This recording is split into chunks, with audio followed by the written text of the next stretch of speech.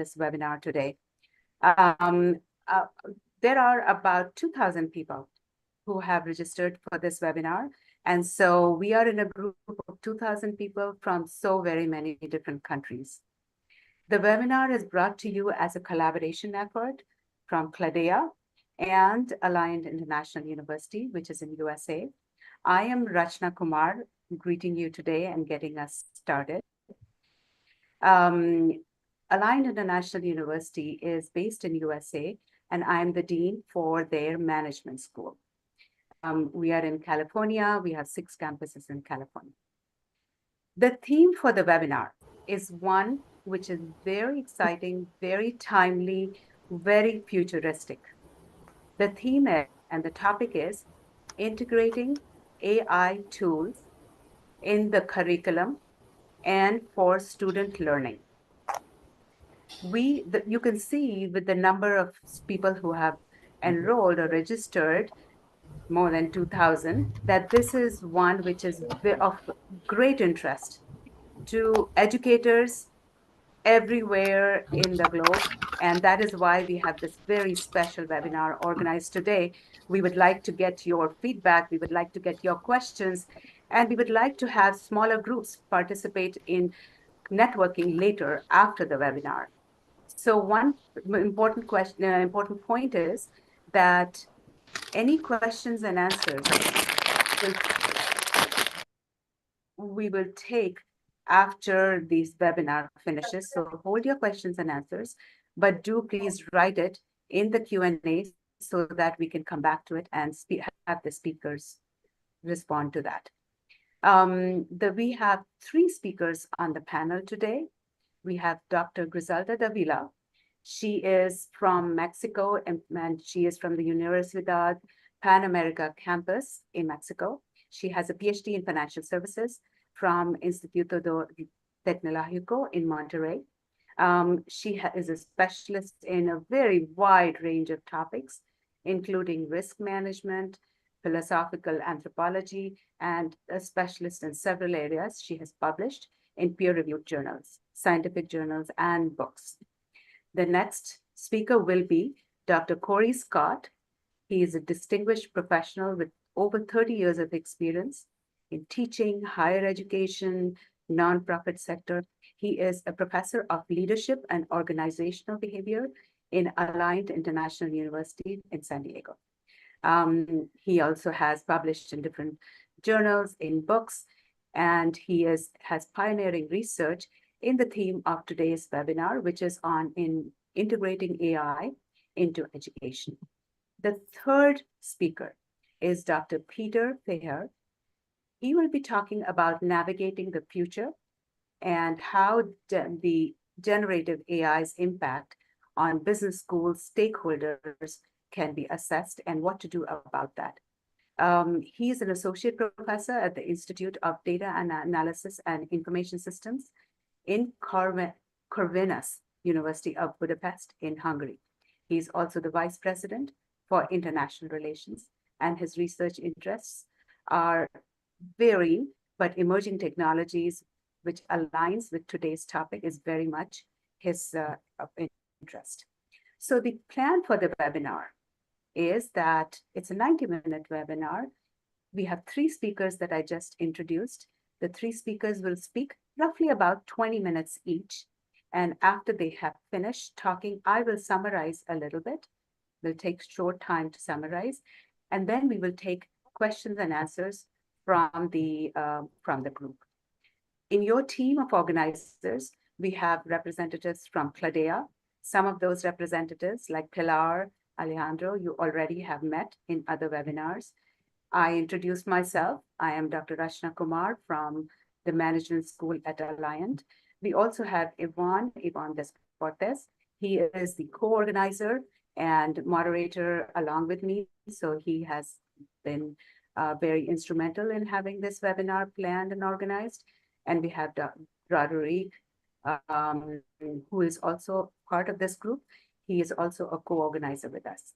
So with that, I would like to hand the floor to Dr. Griselda so that she can talk and tell you a little bit about her perspective on generative AI and the future of AI tools for higher education. Dr. Griselda Davila, the floor is yours now, and I will mute myself. Gracias.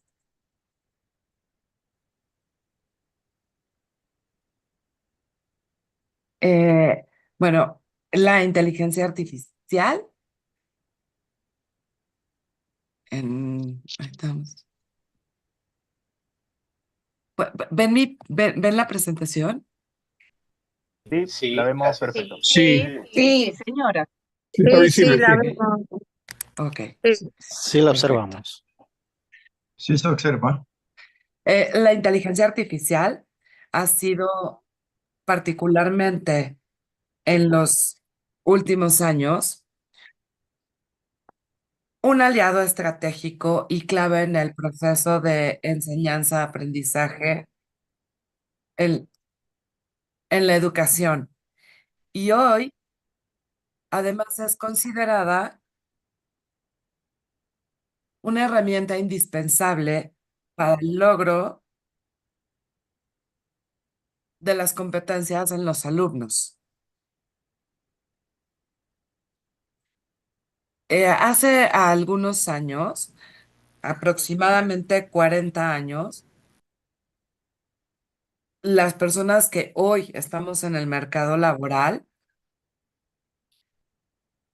realizamos nuestros estudios directamente de libros, enciclopedias, asistiendo a bibliotecas para acceder a la información. La consulta era en papel y cuando mucho en hemerotecas, en periódicos y revistas. Muy pocas personas, muy pocas empresas y algunas universidades contaban con computadoras, pero tener en casa y acceso directo a estos equipos era prácticamente imposible. Los teléfonos inteligentes, los iPhones, Samsung, todos estos que hoy conocemos, que todos tenemos, contar con un smartwatch, eran cosas de películas de ficción. Solo el 007 contaba con estos recursos. Entonces, pensar en una computadora del tamaño de de la mano, con conectividad inmediata y prácticamente en cualquier parte del mundo, era un tema de película de Hollywood. De ahí que la información y por lo tanto el conocimiento fuera muy lento de transmitirse entre las personas, los países, en general los docentes y los alumnos, pues teníamos que trabajar en la paciencia para poder obtener la información que estábamos buscando o requiriendo. Hoy todo está al alcance de la mano. Basta un botón para obtener la respuesta a nuestra pregunta. Está Siri, Google, Alexa, ChatGPT y sin fin de herramientas adicionales que se difunden todos los días para obtener una respuesta a nuestras preguntas. La problemática central, creo yo, ahora es la veracidad de las respuestas, no la inmediatez.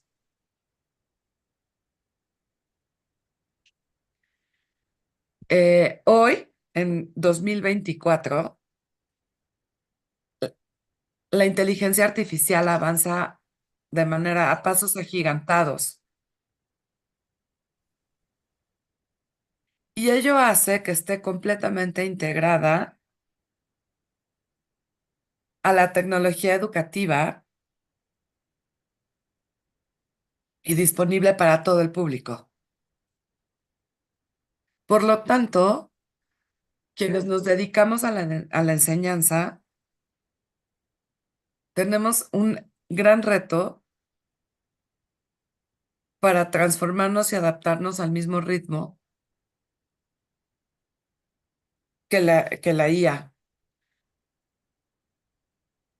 Nuestros estudiantes y egresados tienen el enorme reto de aprovecharla, explotarla y mejorarla.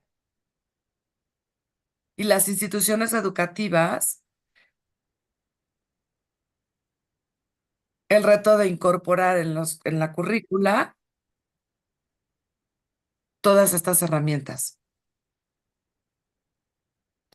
Ahora, ¿qué sucede? Las aulas donde el alumno va a adquirir estas experiencias de aprendizaje, en su gran mayoría siguen conformadas por pupitres, pizarras, plumones, y así están desde el siglo XIX. Pospandemia, que todos la sufrimos y la vivimos, en el mejor de los casos, porque no es accesible a todo el mundo, se evolucionó de los cuadernos y algunos libros de texto a las tabletas o laptops. Sin embargo, el cambio está rezagado en el tema del proceso enseñanza-aprendizaje.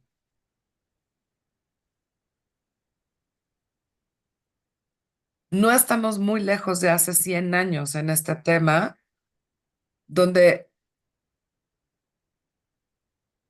donde los alumnos, para demostrar su conocimiento, recitaban los textos completos, aún sin comprenderlos. La resolución de problemas era muy simple. En México había un dicho en aquella época muy común entre los maestros que decía, la letra con sangre entra. La letra con sangre entra. Porque incluso había golpes en las aulas de clase. El proceso era de enseñanza-aprendizaje, era transmisión de conocimientos. Profesor, alumno. Memorizar, memorizar y memorizar. Hoy en día, a 100 años de distancia, para el mismo nivel académico, pues las escuelas han tratado de evolucionar y buscar la comprensión de los conceptos, la resolución de problemas mucho más avanzados y aplicar la racionalidad científica a cualquier cuestión de la vida real. Hoy hablamos del desarrollo de competencias, de skills a nuestros alumnos y nos preocupa como instituciones educativas cómo va a aplicar nuestros alumnos nuestros egresados todo lo que ha aprendido, con qué evidencias va a egresar.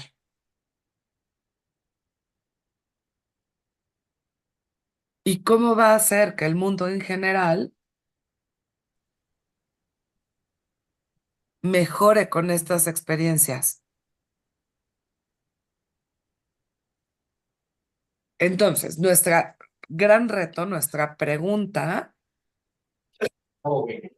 es cómo lograr la comprensión, el razonamiento, el análisis de escenarios, la síntesis de todos los datos a los que hoy tenemos acceso para la mejor toma de decisión, aprovechando la inteligencia artificial en el proceso. Hay muchas propuestas, pero una gran limitante que tenemos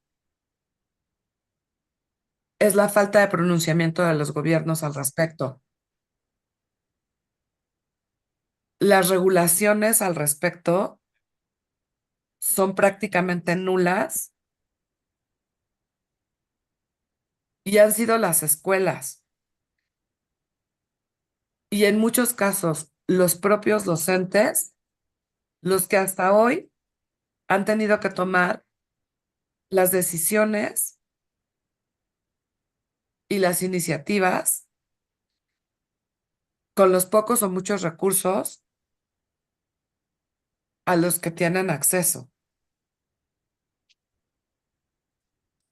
Sin mencionar el enorme rezago que se tiene entre, entre países a nivel mundial. Y esta es una de las principales razones por las que al día de hoy no hay ninguna estrategia general para implementar la inteligencia artificial en la educación. Y entonces, a nivel mundial, lograr un impacto destacable y notable del uso de la inteligencia artificial en el beneficio de los estudiantes y la sociedad. Hoy los programas de estudio no se diseñan buscando objetivos. La currícula opera bajo resultados de aprendizaje institucionales, de programa y de asignatura que lleven a los estudiantes al cumplimiento de actitudes, habilidades y conocimientos que los egresados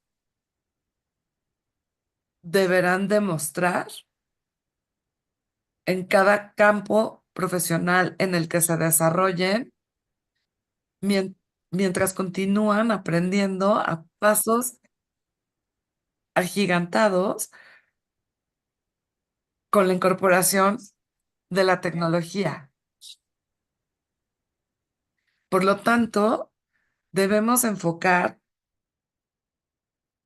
como docentes y como alumnos nuestros esfuerzos en el desarrollo de competencias que nos permitan incorporar todos los avances tecnológicos. Hay que entender como competencia se entiende al conjunto de habilidades,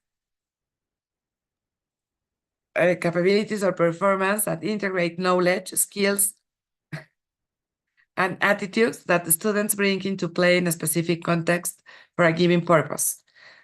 Eso es lo que una competencia significa. Ok. Entonces, nuestro papel como docentes dentro de las universidades es fundamental y el éxito de esta reforma del proceso se basa en gran medida en nuestra adaptabilidad para poder guiar a nuestros alumnos en este desarrollo de competencias y que toda esta información, bases de datos a la que hoy tienen acceso, la cuestionen en veracidad, la corroboren, la analicen y solo y únicamente entonces la transmitan. Esto obliga a que nuestros criterios de evaluación también tengan que evolucionar. Ya no solo demostrar que lo memorizaron, hoy tienen que estar basados en la evidencia de su aplicación. Hoy más que nunca el aprendizaje debe ser aplicado. Tenemos que, como seres humanos, destacar nuestras habilidades versus una máquina. Este cambio hace que tengamos que manejar grandes cantidades de información, valernos de herramientas de la inteligencia artificial y de todo lo que se ha descubierto en los últimos siglos para analizarla. Pero la síntesis y el razonamiento tienen que seguir siendo el punto distintivo del saber y del aplicar. El cómo y para el qué se aprende ha sido un drástico cambio a todos los niveles educativos. Y nosotros, nuestros jóvenes, nuestros estudiantes, nuestros futuros egresados, tienen este gran reto. La inteligencia artificial, por lo tanto, es parte de la educación, parte de la currícula y nos debe ayudar a fomentar ambientes de enseñanza-aprendizaje interdisciplinarios, interculturales, tal como lo estamos viviendo el día de hoy en esta conferencia. Eso es lo que el día de hoy nuestra sociedad demanda de nuestros estudiantes de las instituciones educativas. Está comprobado científicamente que los estudiantes aprenden mejor hoy en día cuando hay una participación activa en la construcción del conocimiento, un aprendizaje cooperativo al realizar las tareas, donde hay un foro de discusión y de intercambio de conocimientos y de experiencias, lo que nos lleva también a una retroalimentación y que además propician conexiones con el mundo real. Hay una interactividad y los profesores, los docentes, tenemos un papel activo en esta guía, como por ejemplo en el aula invertida. Ok. Eh, Conociendo qué es lo que la sociedad demanda a nuestros jóvenes, cómo es como el joven de hoy, nuestros niños, aprenden mejor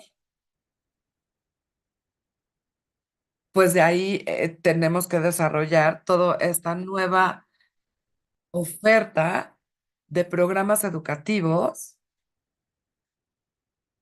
para la realidad actual. Y la inteligencia artificial debe ser parte fundamental del desarrollo de todas estas aplicaciones de tutoría inteligente, videojuegos educativos y sistemas de gestión del aprendizaje, entre muchas otras herramientas. Los procesos educativos que utilizan tecnologías basados en inteligencia artificial mostraron motivación del aprendizaje, mejora del rendimiento académico, prevención de la deserción escolar, mejor asimilación de conocimientos y tutorías efectivas e inteligentes. Las instituciones educativas, por lo tanto, para que hoy sean elegidas por el estudiante mundial, porque ya no es necesario asistir a la escuela más cercana a tu domicilio, deberán ser un poderoso vehículo de creación de conocimiento, tener una oferta de currícula síncrona y asíncrona,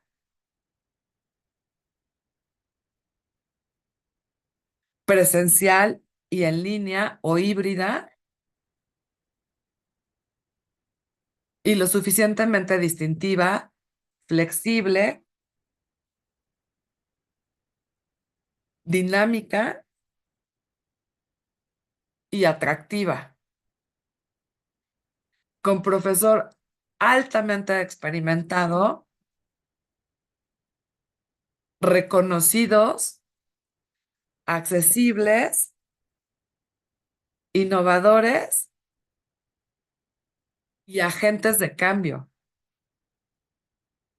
que puedan proporcionar experiencias transformadoras más allá de la acumulación de conocimientos. De los programas educativos deben egresar hombres y mujeres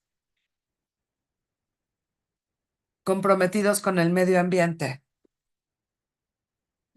y la vida,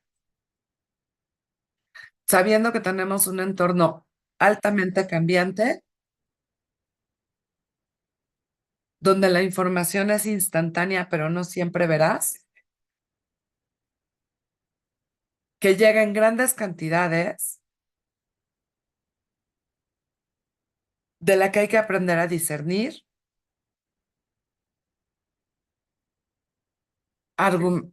argumentar, analizar en un entorno internacional altamente competitivo.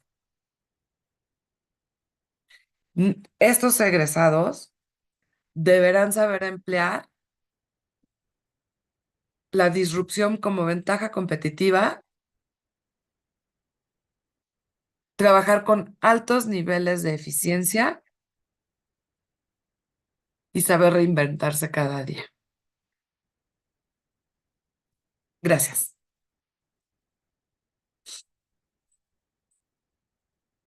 Thank you very much, Dr. Griselda Davila. This was a very interesting summary of what needs to be done as we go and train our students for the future, which involves the AI tools. I will have the chance to summarize more after the three speakers have talked. So I will not summarize very much here. However, I did want to quote one thing that you said, Professor Davila. I think what you said, I really like that it's all about the connection to the real world. Because professors and teaching is meant to teach skills that students can apply in the real world. And the real world, in the future does have AI tools. So it is important that professors bring that into the teaching and learning. I will invite Dr. Corey Scott to take the floor and let us know your thoughts. Dr. Scott. Okay, I think you were cutting out, so I'm assuming I'm up. Okay. All right, so let's make this big. Okay, so I am going to try and talk slowly like my predecessor. She did a great job on that. This is new to me, so I may need to rethink what I had hoped to present to you guys today. So, but first of all, I really just want to let you all know that it's such an honor to be here today and to be able to share with you guys some of my insights and some of what I've noticed happening, and to also give you some practical examples and maybe some inspiration on how to instill some of AI's benefits to really benefit our students and to give them the advantages that up until recently were only available to the very wealthy or privileged. So this is an awesome and an exciting time to be alive. And I'm trying to figure out why my thing is not working. Hold on one second. There we go.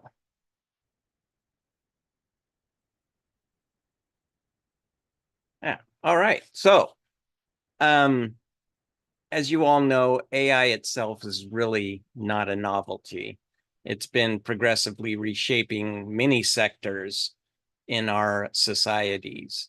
But integrating AI into education really transcends that mere adoption of all this technology that is coming up.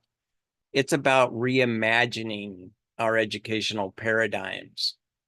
We're not just equipping students to navigate a digital landscape. We're empowering them to excel in it. And that's what I hope to be able to share with you guys today. Envision this, emerging studies right now are suggesting that by the year 2030, AI could reshape the very fabric of education. This reshaping would be bringing personalized learning to each and every student. As I mentioned, that's a privilege right now. That's something that private schools, that type of sector, are being able to provide. But in this very near future, this level of education and individualization will be available to any student. So let's dive into this vision. What does this mean for traditional classrooms, for the role of us or dedicated teachers? And what does it mean for students? So the current landscape of AI in education, as we just heard from my previous speaker, is really all about engaging the students, experimenting with the different tools that are out there, where there's a huge learning curve for a lot of teachers and professors. So let's dive into the benefits that AI will bring to our educational landscape. As I mentioned, personalized learning. So AI's capability to tailor learning experiences to individual student profiles. Now, this means that it can revolutionize the way that students are learning. So by adapting to each student's learning pace, their preferences, and the challenge levels that they need, AI can craft this personalized path for each individual student. Now, let's move on to streamlining those administrative tasks that teachers, that all of us dread, grading, all the different things, role taking, all those things that really take away from a teacher's ability to really invest into their students. So AI can definitely help and streamline that. And then enhancing the students' engagement.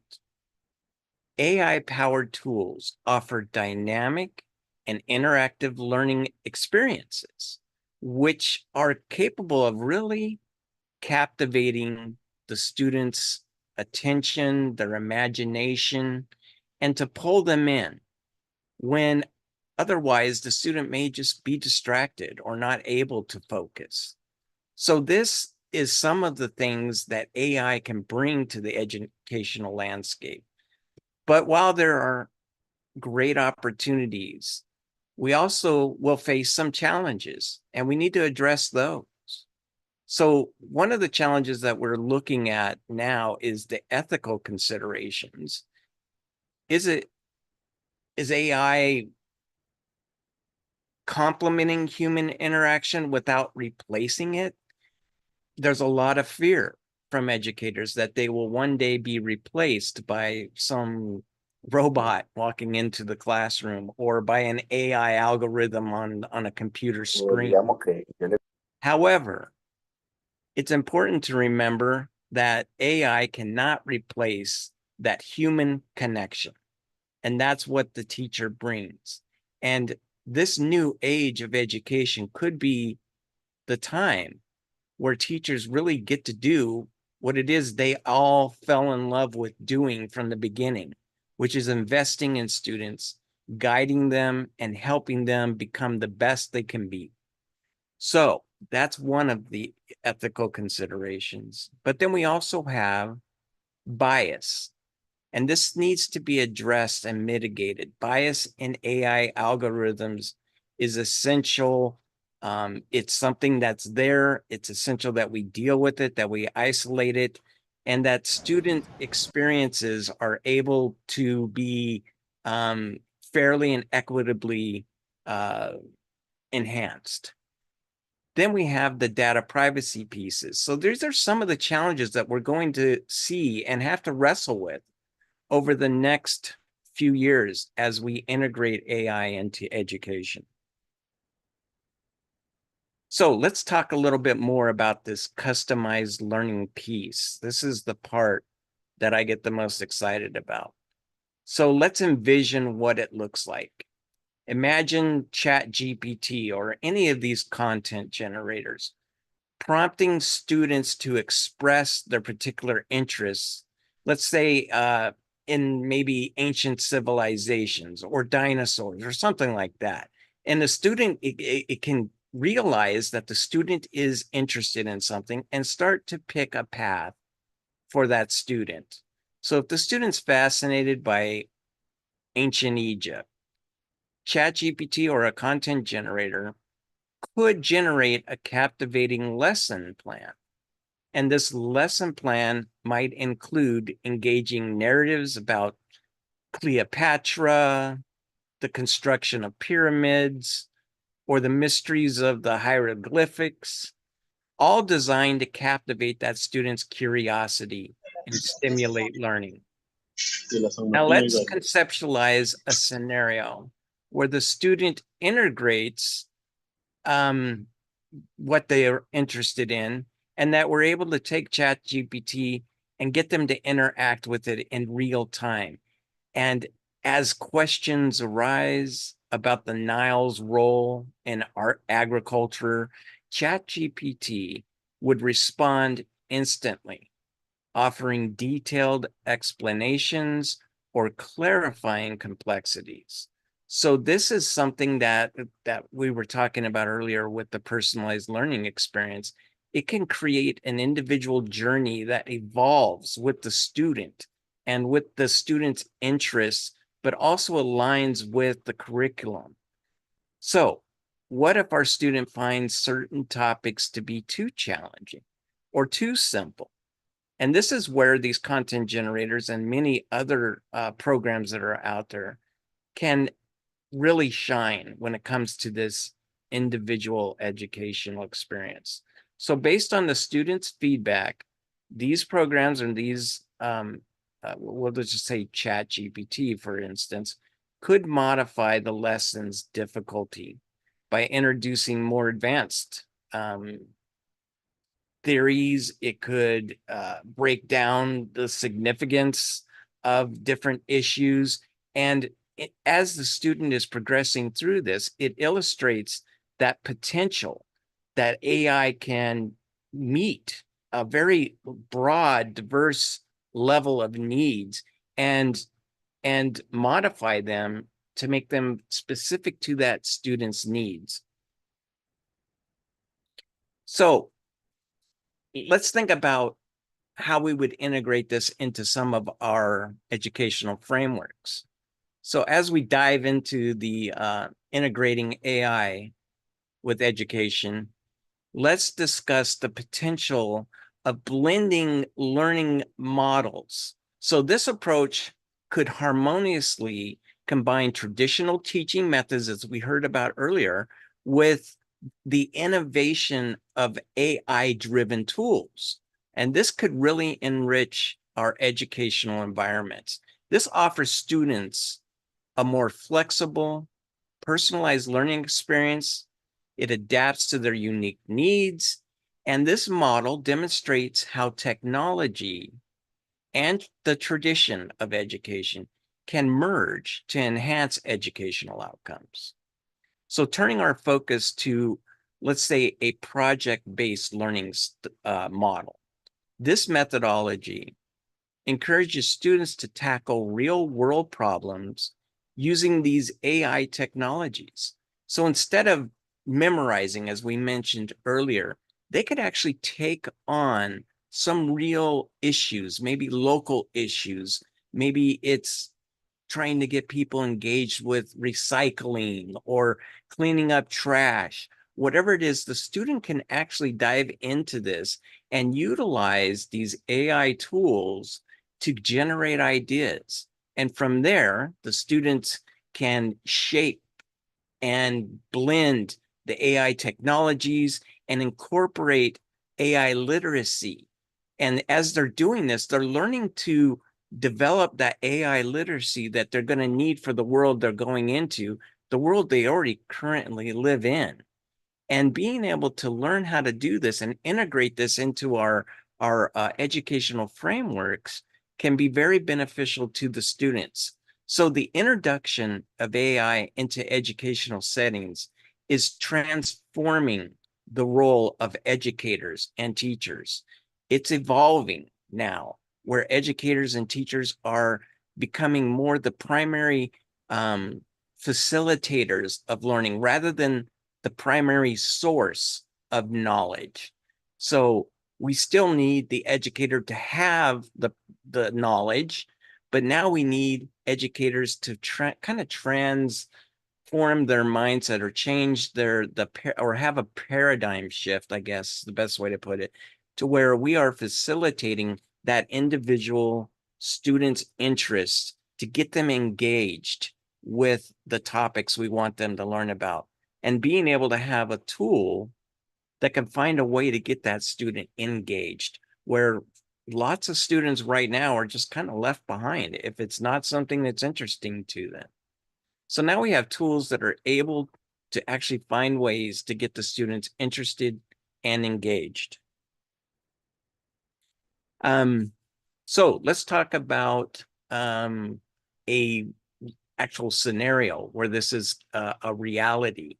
So if we talk about, or if we explore the innovative approaches to integrating AI into our classrooms, let's consider the powerful role of these tools like ChatGPT in supporting project-based learning. Imagine embarking on a project to tackle some critical environmental issue. Initially, educators and students can engage with ChatGPT to brainstorm, to come up with ideas, and to then, after they solidify their plans, engage those students, get them engaged in their local communities, and propose real solutions to real world problems. Sorry. And this is some of the awesome things that we're seeing come out of a lot of projects. And that's kind of where I am running short on time. So I want to jump to is some of the case studies and some of the actual experiences that are happening, some of the success stories that we're seeing out there. So across various regions, AI-driven personalized learning platforms are demonstrating remarkable successes in transforming educational outcomes and student engagement. For instance, many of you have probably heard of the Khan Academy or Duolingo when it comes to language. So these two platforms that have capitalized on AI offer an adaptive learning experience like we were talking about. Khan Academy uses AI algorithms to personalize educational content and practice exercises based on the student's progress. So this is what they have capitalized on that. But this is an example of something that any educator can do in their own classroom with these types of tools. In higher education, let's take Georgia Tech. They introduced an AI teaching assistant called Jill Watson, which significantly relieved the workload on human teaching assistants by answering students' questions with a high success rate. So imagine we have several students in our class. We can't tutor each one of them, but we can teach them how to use these tools to get the answers. And it's like making their own personal tutor. Of course, it has to be monitored. Not every bit of information coming from these tools is accurate, but teaching them how to discern that is also another tool that we can teach our students. Another tool it's called they're all in Georgia, which is amazing. So Georgia State University has an AI chatbot called Pounce, which reduced summer melt. So it's another way of saying it reduced dropouts and drop off from students by 22% by simply providing incoming freshmen with instant answers to their queries, demonstrating the practical benefits of AI in addressing specific educational challenges. So adaptive learning platforms like Dreambox, or many of you probably use McGraw-Hill's Alekes, or I don't know how you say it, ALEKS. These have been integrated in the K-12 and in higher education curriculum, comes with some of the textbooks. But Dreambox has been widely adopted in schools to support math learning through personalized content. So those students who just don't feel like they're ever going to do better in math now have AI tools to actually help them, and they won't get left behind. So there's all of these different ideas on how AI is going to basically future-proof education for us. And it's really only limited by our imaginations. So get in there and try it, experiment with it, have it put lesson plans together, and then put those lesson plans back into ChatGPT and say, make this more fun, make this more engaging, and then be able to take what you really want to mold and shape and maybe a direction that you really want the students to be able to embrace and learn, and challenge the content generator to help you create those lesson plans and those teaching activities. I mean, I have done so many experiments with this, and it has really improved the engagement in my classrooms. So that was really what I really wanted to share today, was to challenge us all to start utilizing these tools and experimenting with them. We're there. We're in that age already. It's not like, we're getting people prepared. I hear that a lot. We're preparing for the future that these students are going to live in. We currently live in that future now, and now's the time to experiment. So as we, look towards that horizon, it's clear that AI isn't merely a fleeting trend, as a lot of people hope it will be.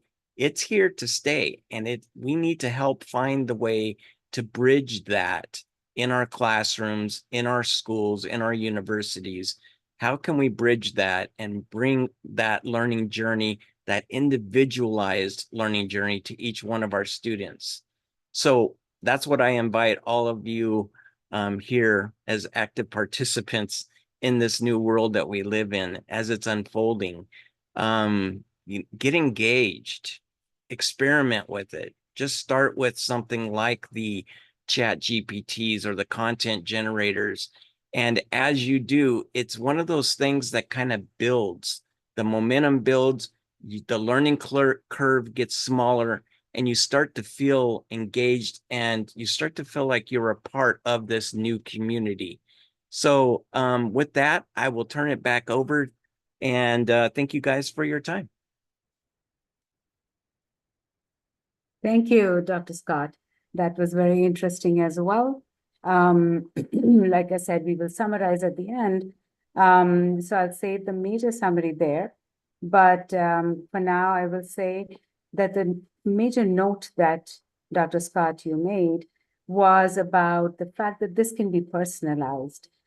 The fact that we have AI tools actually allows the educator to personalize it, to customize the education, because then you have so many tools that can actually allow the student to do much better and engage the student. Dr. Brizalda had done the same, that we need to motivate the student, and there are so many impacts. So we will talk more about the summary later on when I come back after the next speaker. One reminder for all the participants, please write your questions in the chat.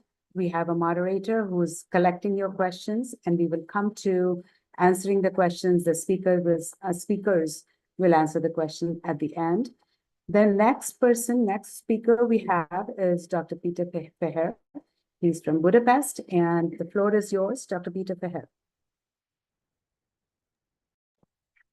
Thank you very much. I do welcome everyone. So theoretically now you should see a totally black screen. Someone is nodding, okay. So I do welcome everyone, and let me start with a little bit different thing. So what you can see now in the Dr. picture, Feher? Yes. Are you sharing a PowerPoint? Yes, or... but then if you can see, let's try it see. again. Now We got it. Yes. You can see a picture. Okay. We can. Technology is not always perfect, or the human is not always perfect. So it can be a message how we are using technology. So what you can see here, it's a great picture. And as we are talking about artificial intelligence, you can guess it's made not by a human, but by AI. And why I'm showing you this picture, because this picture won a photo competition. So it's fooled all the judges, the experts, and can get the first prize.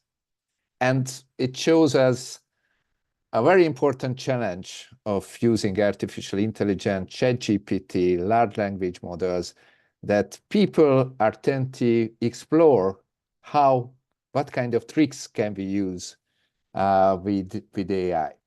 Let me go back a few decades to the past. I was just a university student in 1997 when there was a big chess game between Kasparov and IBM's Deep Blue computer that Kasparov lost 3.5 to 2.5, so it's just slightly. But at the end of the game, Kasparov told everyone that he believes that IBM was cheating and there was a human chess master behind the computer itself because he didn't believe a computer can beat him. But this is a very important issue here, that it shows the capabilities of AI and shows the capabilities of what we believe AI can do, that it can cheat and it can deceive us. So when we are thinking about using AI, it's quite a challenge that we want AI to be something that acts like a human. And if you act like a human, it means that it's not necessary will tell us the truth at the end. And as a next step, it's also the question that how AI can help us or even replace us in several places. And if you think about in the past decades, it's already we've seen that in several parts of our life, AI is there. So if you want to drive a car, cruise control is there for decades. Lane detection for 10 years. Self-driving cars are already here. Self-driving cars, but the AI is taking over your job of driving a car.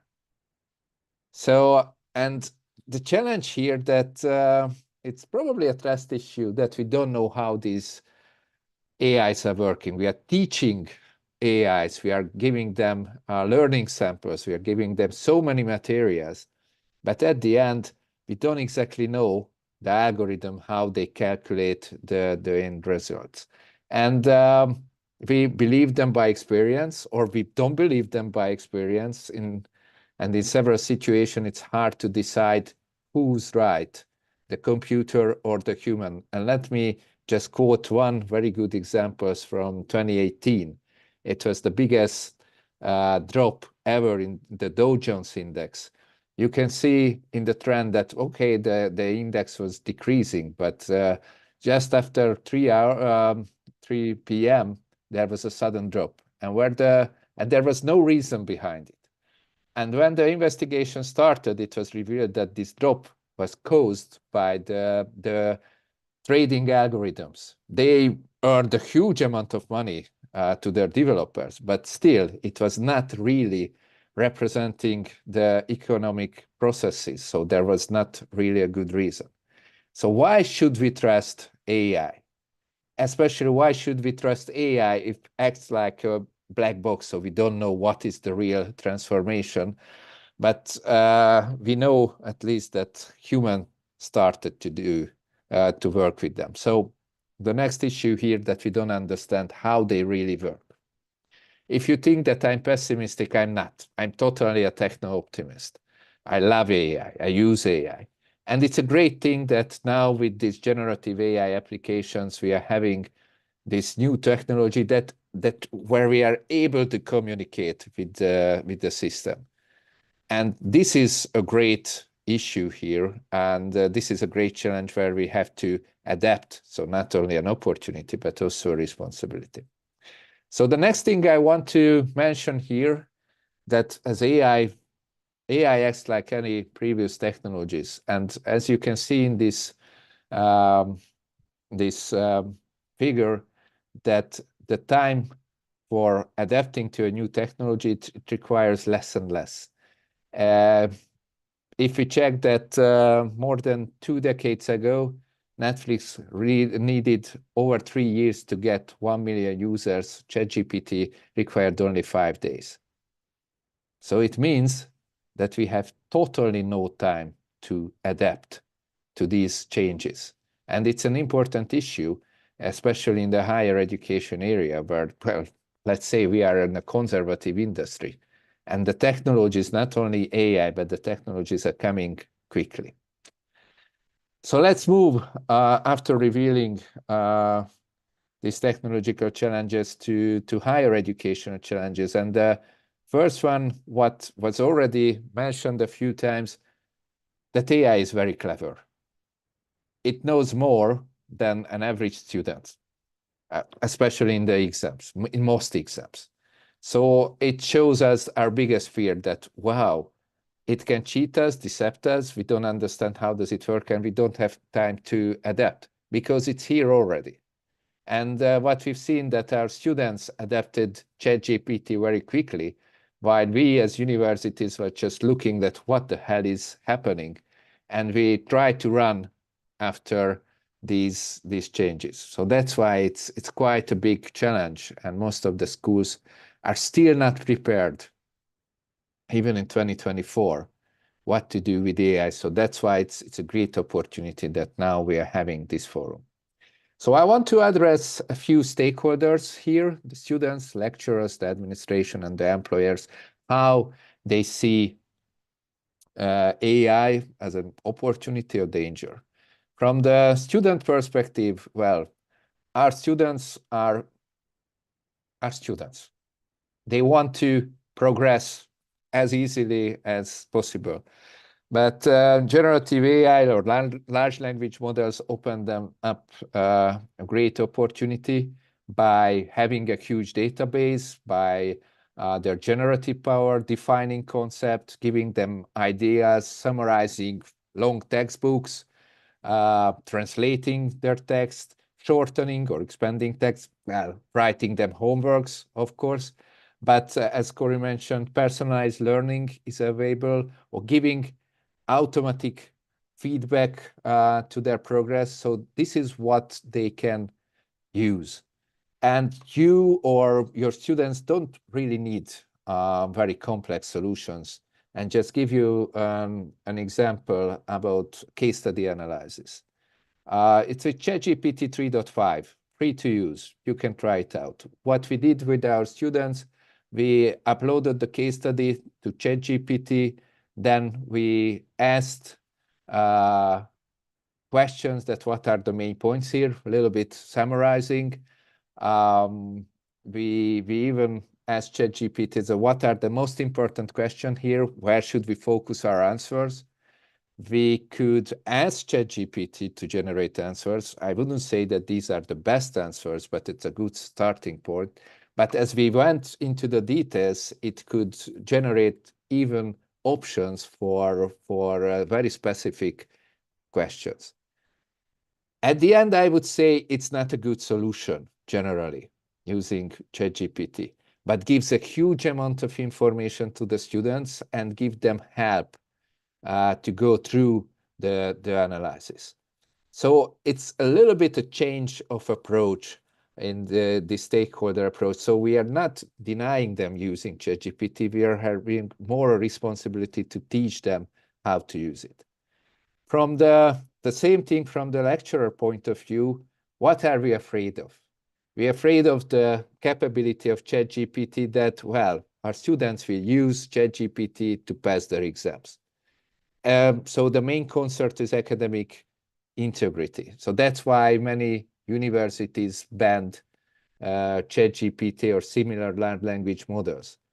But it's really a change or a challenge for us because we have to change the assessment, we have to change the curriculum, we have to change the evaluation. We have to figure out what are the measurements or what are the assessments where our students can freely use ChatGPT, but still we can measure them in a specific way, whether they will able to achieve what we want to teach them. So we have to increase the complexity. We have to ask them to give illustration, figures, graphs, mind maps, or, for example, to chat your to test your questions with ChatGPT itself and review whether ChatGPT can answer or not. But it's our responsibility. It's not the fault of the students that they want to use ChatGPT, but it's our responsibility to find out a way for having the right assessment. We didn't tell them not to use Google search or Wikipedia. So why would we say, why would we tell them not to use ChatGPT or generative AI?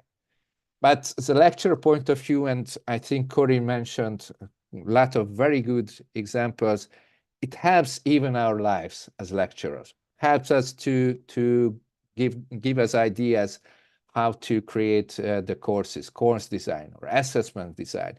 We can create evaluation grids. We can even give the evaluation to AI, of course, it's worth to review at the end. Help us not just to analyze case studies, but even to write case studies step by step.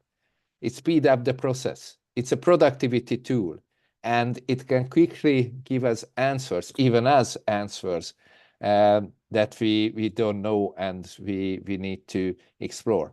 It can help us to create our presentations just based on a few quick keywords, or it helps us to create video content with avatars. And AI can help us to monitor the attention of the students. If I can use an AI now and monitor your faces, whether you are enjoying my presentation or not, it could be an interesting feedback to speed up, slow down, add a few jokes, or change a topic totally.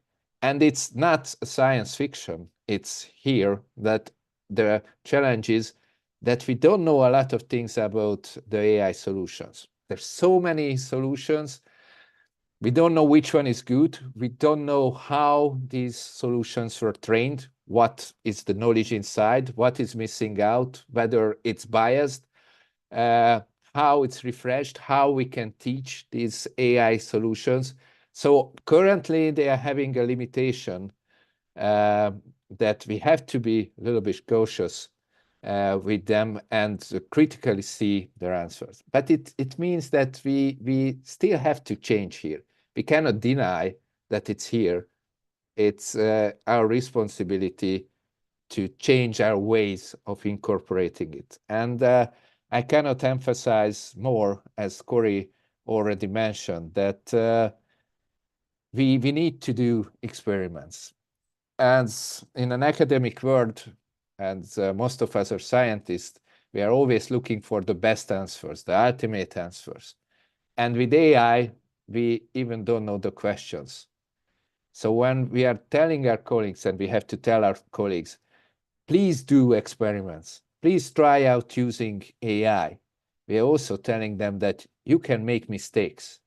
And they will make mistakes because, well, we don't have the ultimate user's manual to using artificial intelligence. So we need to accept the fact that they will make mistakes.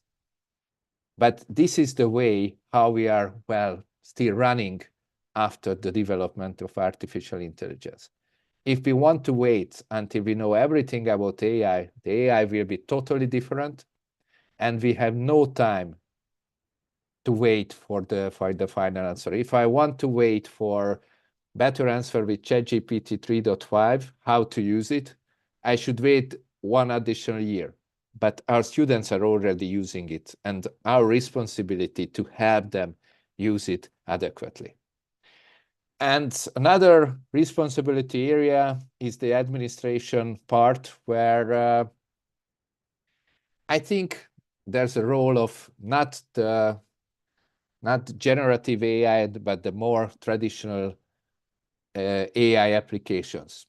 Huge analysis of student data, student progression, performance prediction, the alert system, giving advices to our students how to progress with their career or the opportunities, or even with here the last point with generative AI, we can help them to understand all the university regulations or all the possible application areas or scholarship opportunities that a system can collect them.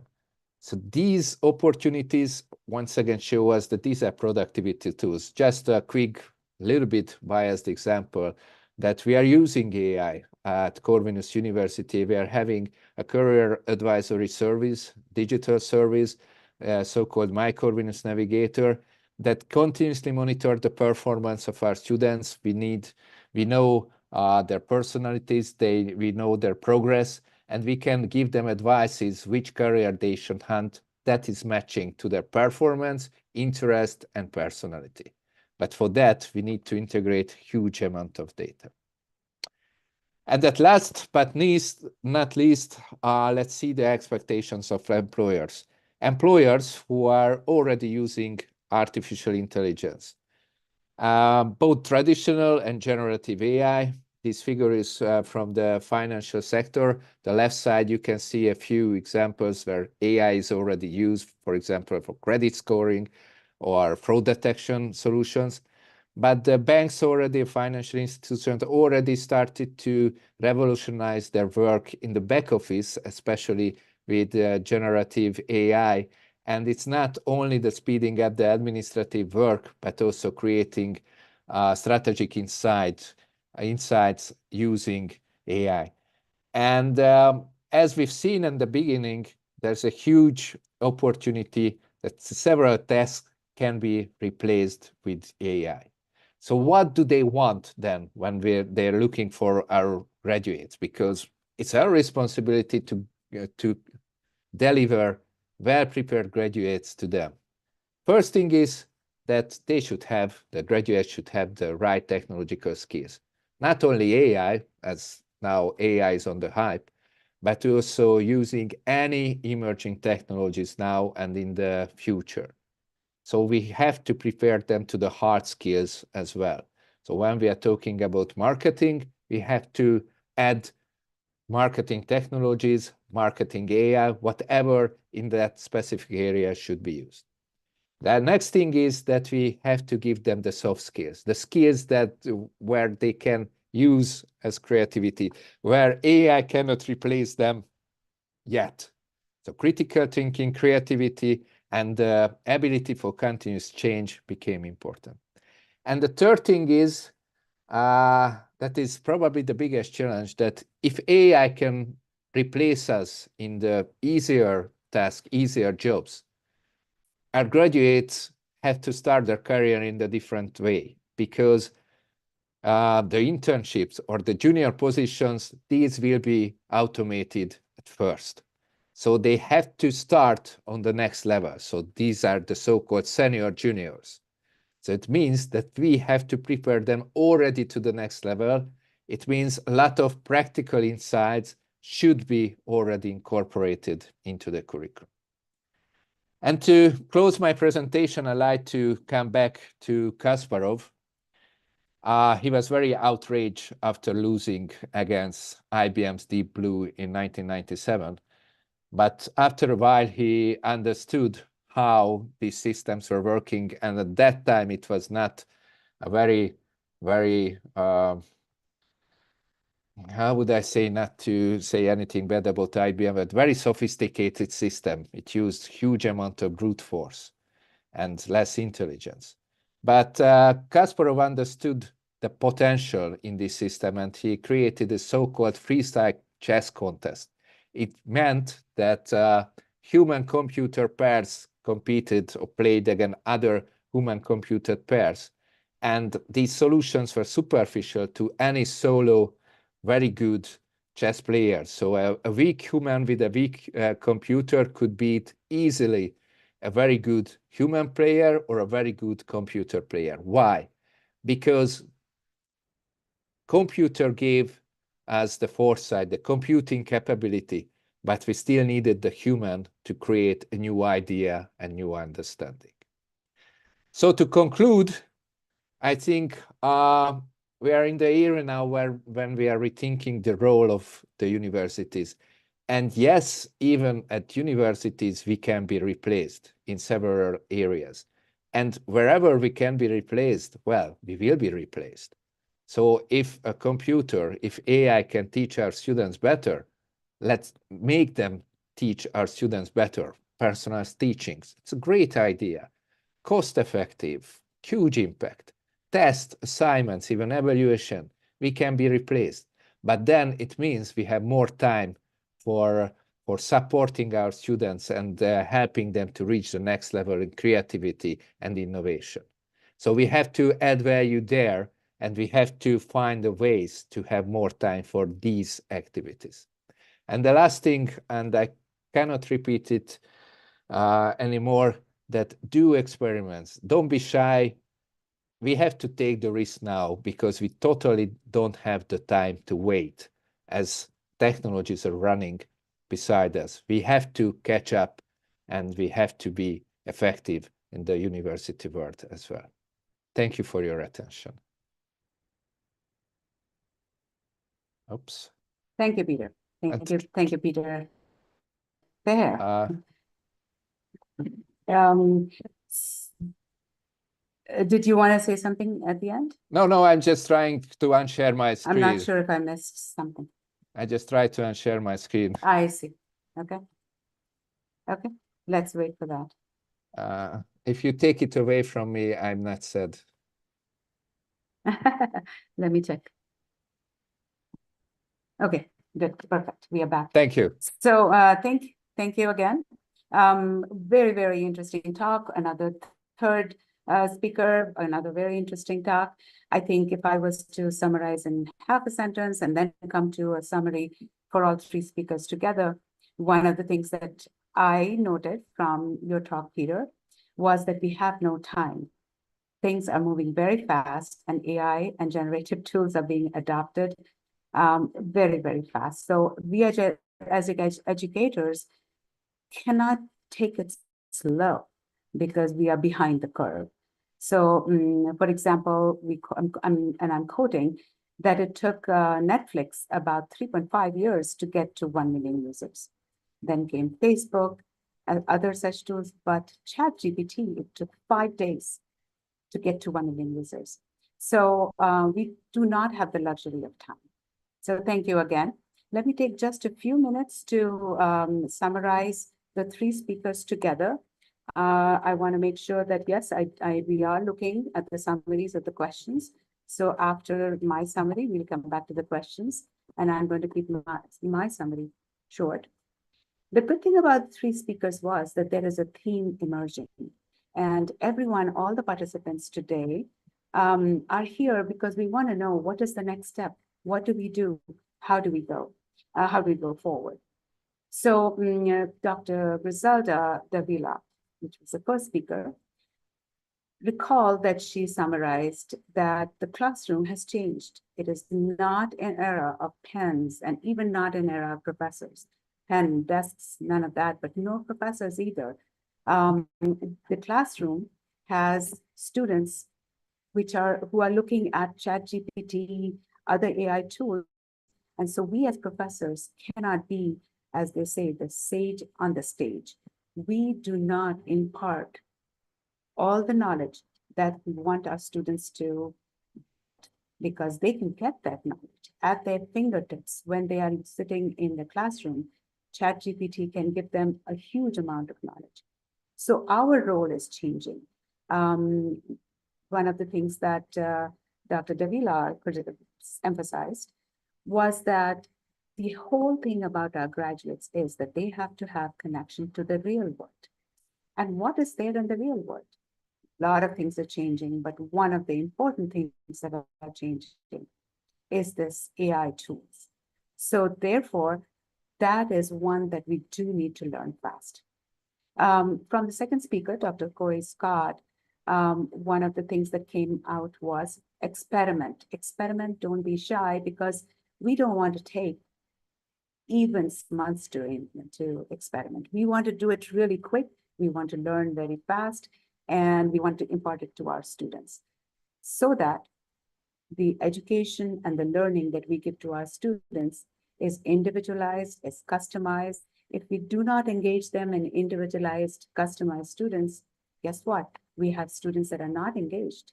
We have students that drop out, or the worst, we have students that do not learn, and then they go out into their careers and their jobs, and they don't have the skills.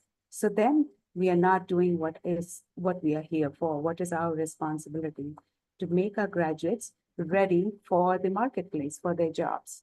And then I come to Dr. Peter Fair. Several different things that brings together the theme from the three together. He talked about the fact that many universities actually do not even know how to make policies about this new AI tools. There are students that are banning the use of AI tools by students. As a dean, I find it really hard to understand why any university will ban the use of AI tools when that is what the students will require when they get to the jobs. I think one of the examples which Peter gave was when you ban such tools, you actually do not look back into what history has already taught us. We did not ban Wikipedia. We did not ban searching on the internet, Google, for example. AI tools are the same thing. The technology is at your fingertips. The technology is something that the employers are expecting graduates and students to use. It doesn't even make sense to ban that. And yet, there are many universities that are either banning them or asking our students to give detailed references whenever they go to ChatGPT, or they're saying you have plagiarized if they forget to do the referencing. So great talks from three speakers. I want to take a few minutes to answer several of the questions. And I do want to mention that there are some questions that we will not be able to cover. However, all the questions are being compiled, and we will ask the speakers to respond to them and then send out some high-level responses to those questions. And I will do the same.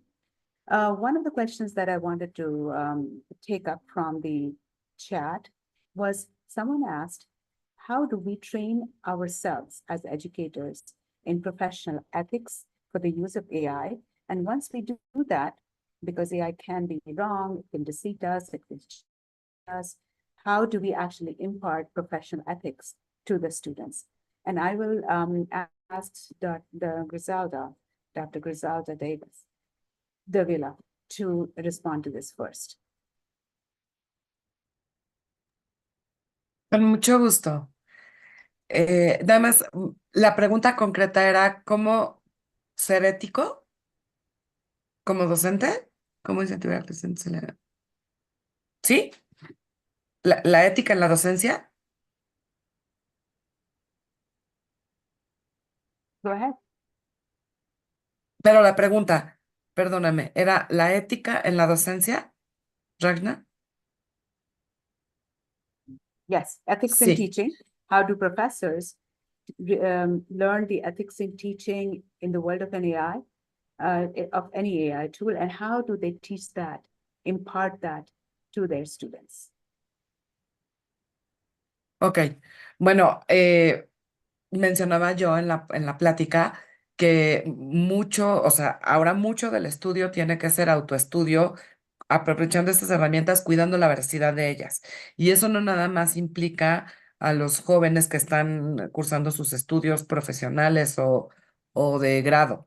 Nos implica también a nosotros. Creo que seguimos siendo, aunque ahora fungimos como guía, seguimos siendo ejemplo dentro y fuera del aula de clases. Por lo tanto, la preparación ética, profesional, para todos los niveles, todos los profesionistas y en particular los profesores, pues tiene que ir súper de la mano con nuestro día a día. Hay muchísimos cursos de ética profesional, hay muchas universidades que se preocupan por formar a sus profesores, sean exclusivos, o sea, de tiempo completo o por cátedra, que se preocupan por formar a su personal en un ambiente integral que incluye la parte ética. Y la parte ética ahora deberá tener el rubro muy destacado del uso de los aplicativos. Decía otro de los ponentes que hay que incorporarla, o sea, estamos inmersos en ella, somos parte de ella, no podemos seguir prohibiendo que los alumnos la consulten. Entonces tenemos que enseñarles a hacer. Y decía yo en la plática, no está mal preguntar. Antes nos tardábamos muchísimo en ir a una biblioteca, buscar en el libro, comparar la información. Hoy todo está en un teclazo, a veces con un comando de voz, pero hay que discernir sobre la información que obtenemos. Entonces, tenemos que prepararnos, tenemos que aprovechar los cursos que las universidades nos impartan como docentes. Si no existen, pues tenemos que, en nuestras instituciones, pues tenemos que buscarlos, pero estar el doble de preparados que la gente que está confiando en nosotros para ser su guía en el quehacer educativo. Thank you very much. So we have one more minute for the second question. How should we manage intellectual property in academic documents? when in the AI world. And perhaps Dr. Scott, the next second speaker, can take that.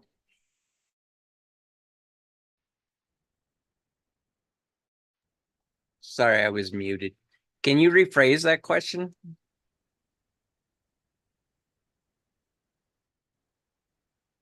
How can intellectual property be managed for academic documents in the AI world? I put it in chat also. Oh, okay. Um,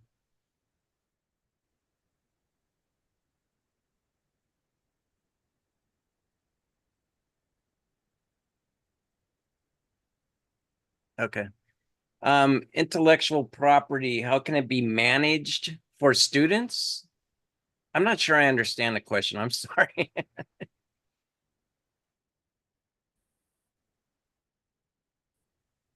We could probably take the next question. Valuation mechanism being established. I've got a bad connection. Evaluation, assessment, etc. Take that one. Rachan, you're cutting out. Can you say it again? Because I don't. Dr. Feher, if able to hear, you could do that. Talking about evaluation and assessment of the assignments. Okay, so I don't know if I got the whole question, but I got an exciting part of that question. So I'll address that, hopefully.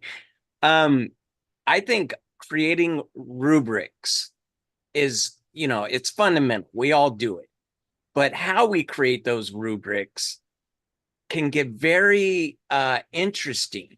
And taking the time to be very intentional about the way you create that rubric can make it very challenging for the student, especially, to utilize these content generators to do all of their work for them. Of course, I think it's a great place to go for your first idea and to get the student started.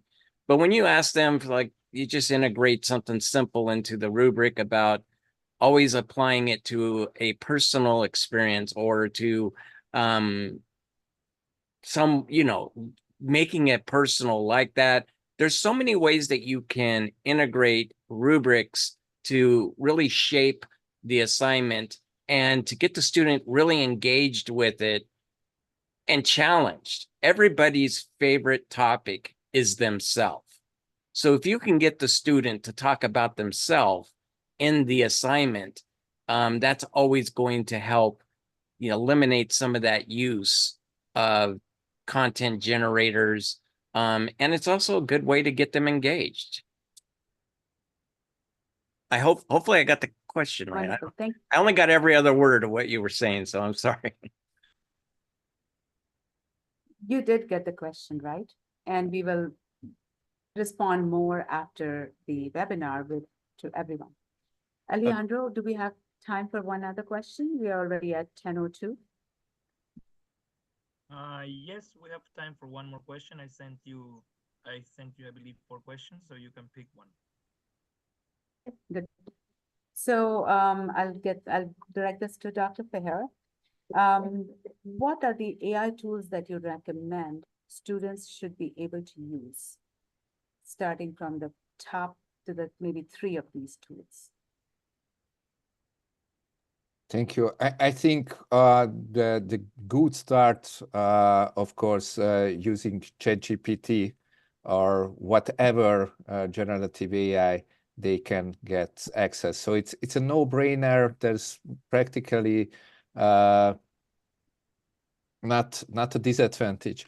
And the other tool I like to recommend our student is and recommending our students, it's called Grammarly. Grammarly, it's a linguistic tool. So we are coming from Hungary, so are not native English speaker, but it helps us to rephrase our sentences and correct our mistakes. And it's a great help for our students who are not native English people. And the third one, what our students usually use, it's a presentation. What is the name of it? Presentations AI. This is the name of the tool. it will not create a perfect presentation that we are teaching them, that it's a very quick tool to create the backbone or the frames of the presentation. So as they are having their ideas, they are not wasting time of transferring everything to PPT, but just quickly writing down what is in their mind, and they have already a presentation. So they have them to start and not to waste their time on non-value-adding activities. So if I have to mention 3 tools, these are the 3 tools. Thank you. Thank you very much. So this brings our webinar to an end. This was a fascinating 2 hours, 1.5, 2 hours, on the topic of integrating AI tools in the curriculum and student learning.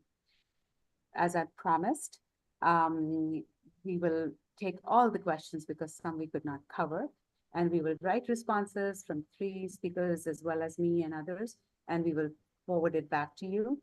I did want to take a minute to thank all the speakers, the wonderful, wonderful speakers from the 3 different parts of the world.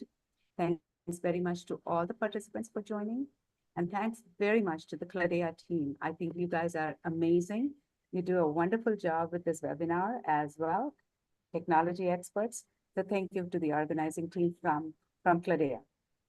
Alejandro, I think this is back to you. You can wrap up, and we are wrapped up. Thank you very much, Dr. Rachna. Thank you very much to all our speakers. I'm going to change now to Spanish. Muchas gracias a todos los participantes. Como saben, todo este webinar lo van a poder ver también en nuestro canal de YouTube, que va a quedar ahí grabado. Si quieren poder acceder a él, van a poder acceder a él una vez finalizado. Muchísimas gracias a todos. Pilar, ¿tenemos algo final que decir? No, eso es todo. Más bien a todos, muchas gracias por su participación en este webinar y los esperamos en una futura edición. Para aquellos que están en el grupo de comunidad de Cladea, el día de mañana tenemos un encuentro de investigadores al cual los invitamos para poder compartir sobre las investigaciones que algunos docentes de universidades afiliadas a Cladea han estado. Muchas gracias a todos y estamos en contacto. Los certificados se estarán enviando también en las próximas 48 horas a aquellos que lo han solicitado, y si no pueden escribirnos a info@cladea. Ha sido un placer. Muchas gracias a todos. Thank you very much. Cuídense mucho. Nos vemos muy pronto. Gracias. Bye, bye. Gracias, fuerte abrazo. Muchas gracias. Cuídense. Gracias, Chao. Gracias a todos. Gracias a todos desde Cancún. Muchas Buenas gracias. tardes. Saludos. Más de 400 Gracias a amigos todos. aquí Gracias. reunidos. Qué Gracias, chévere. hasta luego. Gracias. Muchas gracias a Gracias a todos. todos. Muchas gracias. Saludos desde Ecuador. Nos Gracias. vemos. Saludos desde Muchas París. gracias a todos. Muchas gracias. Thank you. Desde Ecuador. Gracias sobre Muchas Querétaro. gracias. Saludos desde Cancún. La Paz, Bolivia. Chao. Gracias.